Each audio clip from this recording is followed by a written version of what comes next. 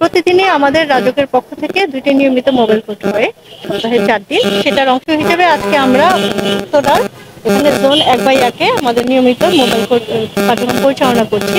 তো আমাদের সাথে যে স্টেটের প্রতিনিধি ছিলেন একজন, তো ওনার মাধ্যমে আমরা জানতে পেরেছি যে এখানে আমাদের রাস্তার পাশে রাজুকের কিছু অংশ আছে, যেটাতে হচ্ছে এই বিল্ডিং এর যিনি মালিক, আমরা একটা বিল্ডিং আজকে দেখলাম। তো উনি বলতে চাচ্ছেন যে উনি অজ্ঞানতাবশত উনি জানতেন না, যে কারণে উনি বেড়া দিয়ে জায়গার ভিতরে গাছপালা লাগিয়ে সৌন্দর্য বর্ধন করার চেষ্টা করেছেন।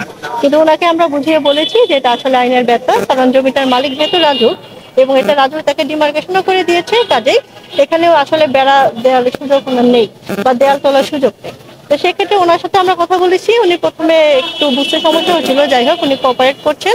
নিজ উদ্যোগেও তারা অনেকখানি সরিয়ে নিয়েছেন বেড়া, আর কিছু অংশ আমরা ভেঙে দিয়েছি এবং আজকে উনি আমাদেরকে একটু লিখিত দিবেন যে বাকি যে অংশটা ব্যত্যয় ওনার আছে ওনার বিল্ডিং এ বা ওনার সীমানার বাইরে যে অংশটুকু উনি অবৈধভাবে নির্মাণ করেছেন সেটুকু উনি নিজ উদ্যোগে অপসারণ করবেন। হ্যাঁ, উনি আমাদেরকে একটা আন্ডারটেকেন দিবেন যে উনি 7 দিনের মধ্যে এই অবৈধ যে অংশটুকু আছে বর্ধিত রাজুকের জমির উপর নির্মিত সেটুকু উনি অপসারণ করবেন। ওনার প্লটের সাইডে প্রায় 2.25 কাঠার মতো জমি অতিরিক্ত ছিল, তো ওই জমিটা আমরা আমাদের দখলে নিচ্ছি এখন বর্তমানে। না, ওনাকে পত্র দ্বারা অবহিত করা হয়েছিল। এখানে দুইটা বিষয় আছে। একটা হচ্ছে যে আমাদের নিয়মিত মোবাইল কোর্টের জন্য আমাদের একটা অনেক বড় ম্যান পাওয়ার নিয়ে কিন্তু কাজ করতে হয়। এখন সেটা যে খরচ, আমার তো বাজেটটা নির্দিষ্ট, আর এই ধরনের উচ্ছেদ করতে গেলে দেখা যায় যে আমার যে পরিমাণ ফোর্স লাগবে, লেবার লাগবে বা ইকুইপমেন্ট লাগবে অনেক সময় থাকে না। এখানে কোনো স্থায়ী স্ট্রাকচার বা দোকান ছিল না দেখে কিন্তু আমি আমার মোবাইল কোর্টের যে নিয়মিত সেটআপটা ছিল সেটা দিয়ে এই কাজটা করতে পেরেছি।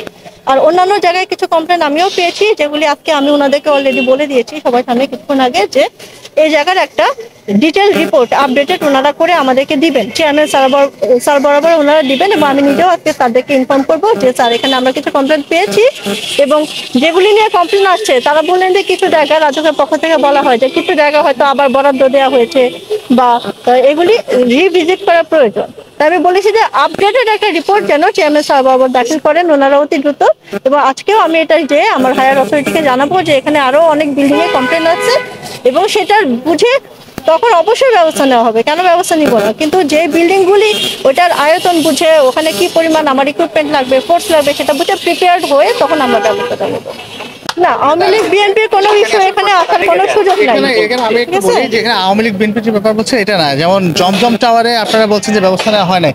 জমজম টাওয়ারে একাধিকবার মোবাইল কোর্ট করা হয়েছে, একবার তাকে 22 লাখ টাকা জরিমানাও করা হয়েছে, পাশের বিল্ডিংগুলো ভাঙা হয়েছে। দেখা যাচ্ছে যে এগুলা করার পরে আবার সেগুলো রিবিল্ড করে ফেলে, কিন্তু সেটা যে আপনি বলছেন উনি আওয়ামী লীগের, ওই আওয়ামী লীগ সরকারের আমলেই কিন্তু তাকে মোবাইল কোর্ট করা হয়েছিল। তো এটা হচ্ছে যে পয়েন্ট টু পয়েন্ট আমরা কোন বিল্ডিং এ কি আছে দেখে দেখে পর্যায়ক্রমে সবগুলাই ব্যবস্থা নিচ্ছি। এটা এমন না যে মনে করেন যে এটাকে ব্যবস্থা নিলাম আরগুলা ঠিক আছে, জমজম ঠিক আছে, ছেড়ে যাবে। দেখবেন যে সামনের দিন সেখানেও ব্যবস্থা নেওয়া হবে, যে আমরা পয়েন্টে খুঁজছি যেখানে যেই রকম ব্যত্যয় পাচ্ছে সেই রকম ভাবে ব্যবস্থা নেওয়া হচ্ছে। ওখানে আওয়ামী লীগ বিএনপি রাজনৈতিক পরিচয়, এইটা হচ্ছে যে মোবাইল কোর্টের ব্যাপার, এখানে এই ধরনের রাজনৈতিক পরিচয় কোনো ফ্যাক্ট না। ঠিক আছে, প্লট গুলো কিন্তু অলরেডি রাজুক বরাদ্দ দিয়ে দিয়েছে, প্লটের মালিক আছে, প্লটের মালিক আছে, এবং যেসব প্লট গুলো এখন বেদখলে আছে ওই যে বললাম রাজুক এখন চিহ্নিত করছে, করে করে কিন্তু আমরা প্রত্যেকটা প্লটে দেখবেন সাইনবোর্ড লাগাই দেবো যে কোনটা রাজুকের সম্পত্তি কোনটা রাজুকের সম্পত্তি না। তো সেই ব্যাপারে কাজ চলছে, দ্রুতই দেখতে পারবেন সব।